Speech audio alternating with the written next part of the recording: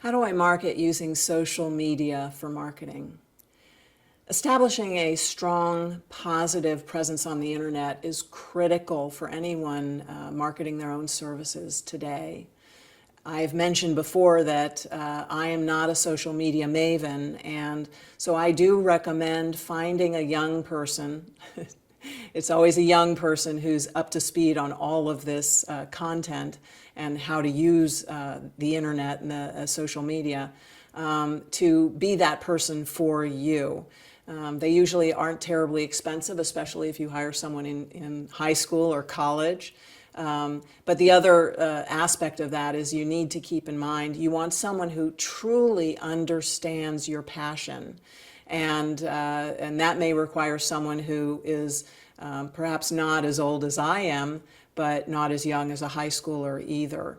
My passion is offering divorce services to people who don't want to go to war, and my social media maven knows that. And so all of my tweets, which I don't do, my Facebook posts, which I don't do, my LinkedIn, I do a lot of my own LinkedIn, my AVO, I do a lot of my own AVO, but they all those posts reflect that commitment to changing the way the world gets divorced. There are any number of social media platforms which I'm going to list for you. They may change by the time you see this, but a lot of these have been important for a long time, and so I don't imagine that most of these will go away anytime quickly. So I've mentioned Facebook, I've mentioned LinkedIn. Have I mentioned Twitter? I don't think I have. Twitter is another important one. Instagram has become much more important lately. YouTube has been important for a long time. AVO is important for lawyers. That's AVVO. It's important for lawyers because if you don't know it and you're a lawyer, that's where people are looking for lawyers these days. Half of my referrals come straight from AVO.